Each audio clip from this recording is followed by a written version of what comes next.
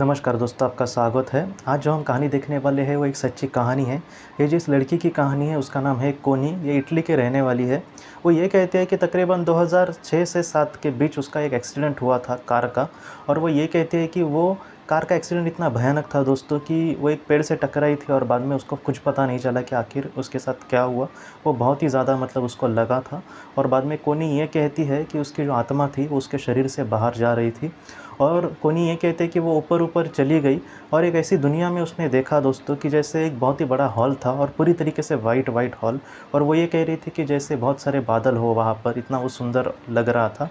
और बाद में कोनी ये कहती है कि वहाँ पर उसने कुछ चीज़ें देखी, जैसे वो कह रही थी कि जैसे 4-5 बच्चे मिलकर हँसते वगैरह और कुछ खेलते हैं, वैसा उसने कुछ खेल देखा। कोनी इन सारी चीज़ों को और भी मतलब करीब से देखना चाहती थी, लेकिन वो ये कह रही थी कि मैं इन सारी चीज़ों को अच्छे से नहीं समझ पा रही थी। और बाद में उन बच्चों को खेलता देखकर कोनी ये कह रही थी कि मुझे बहुत खुशी हुई इन सारी चीज़ों से।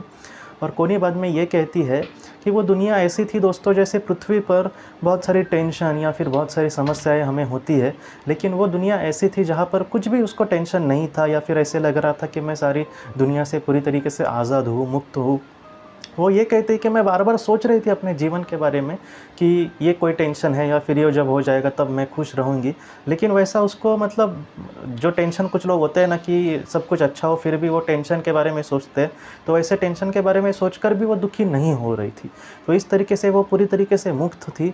कोनी ये कहती है कि मुझे बाद में किसी ने ये कहा कि तुम कैसी हो? तुम अपनी ज़िंदगी बहुत ही अच्छे से जी रही हो। कोनी ये कहती है कि मैं यहाँ-वहाँ देख रही थी कि कौन मुझसे आखिर बात कर रहा है, लेकिन उसने मतलब सारी चीज़ों देखने की कोशिश करी लेकिन उसको कुछ भी समझ नहीं आया। और कोनी ये कहती है कि कहीं न कहीं मेरा वो वक़्त नहीं था उस वक़्त, इस वजह से वो आत्मा जो थी या फिर जो कोई था, जो वहाँ पर मुझे लेकर गया था, वो चाह रहा था कि मैं उसको ना देखूँ, ऐसे चाह रहा था, इसलिए वो दिख नहीं रहा था।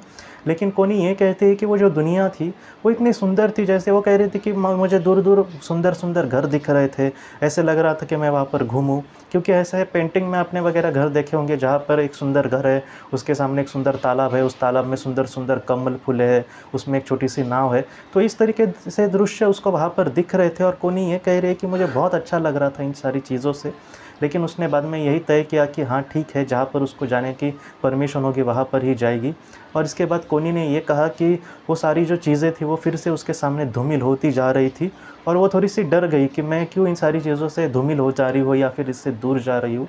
तब कोनी ये कहते हैं कि उसको फिर से कहीं न कहीं संदेश मिले कि तुम्हें फिर से पृथ्वी पर जाना होगा। और कोनी ये कहते हैं कि उस मतलब ऐसे परिस्थिति में वो कह रही थी कि मतलब हम सारी चीज़ें अच्छे से मान लेंगे, हम वहाँ पर अड़े नहीं रहेंगे कि नहीं मुझे जाना वगैरह। और कोनी ये कहते कि मैंने ये सारी चीज़ें मानी और बाद में वो फिर से पृथ्वी पर आ गई। जब पृथ्वी पर आई तब वो ये कह रही थी कि उसने अपने आप को अस्पताल में पाया और उस पर इलाज चल रहा था। कोनी की मतलब सर को बहुत बड़ी चोट लगी थी, लेकिन धीरे-धीरे वो कुछ महीनों में ठीक हो गई।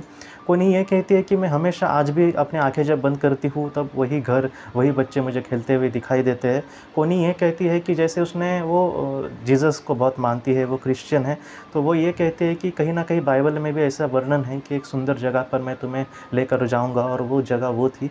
और कोनी ये कहती है कि मैं कहीं न कहीं ईश्वर के साथ हूँ, ईश्वर के कदमों में हूँ। मैं अगर बहुत ही अच्छी बनी तो मैं ज़रूर ईश्वर मुझे अपना लेंगे और एक ऐसी सुंदर दुनिया में मुझे रखेंगे।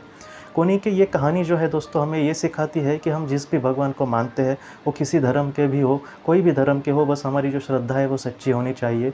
एक दिन ऐसा ज़रूर आएगा जब हमारे कर्मों की वजह से ईश्वर कहीं न कहीं हमें अपने पास लेंगे, एक सुंदर दुनिया में आत्मलोक में हमें रख सकते हैं। अगर हमारी आत्मा अच्छे कर्म करेगी तो बहुत ही उच्च लोक में वो जाएगी, जहाँ पर इतना सुंदर दृश्य होगा, जहाँ पर इतनी सुंदर दुनिया होगी, जहाँ पर हमें किसी भी बात की टेंशन नहीं होगी, जहाँ पर हमें मतलब वो सारी चीज़ें दिखेंगे जिससे हमें बहुत ही अच्छा लगता है।